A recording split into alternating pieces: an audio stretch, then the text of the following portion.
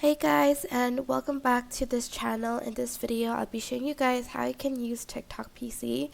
So if you want to go to the previous video, you're just going to select the arrow going up. If you want to go to the next video, go to the arrow going down. If you want to like this video, you can either press on this heart button or select the L on your keyboard. If you want to unmute and mute, you're just going to select M. You can also adjust the volume here, as you can see.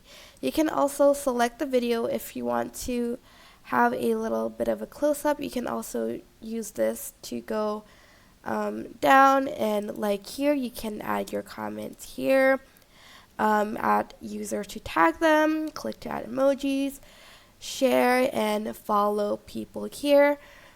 And that's pretty much how you can use TikTok PC. I hope this tutorial was helpful for you guys. Don't forget to like, comment, share, and also subscribe to this channel if you haven't done that. If you have any questions, just leave it in the comment section down below, and I will try my best to answer them all. Thank you so much for watching. Bye!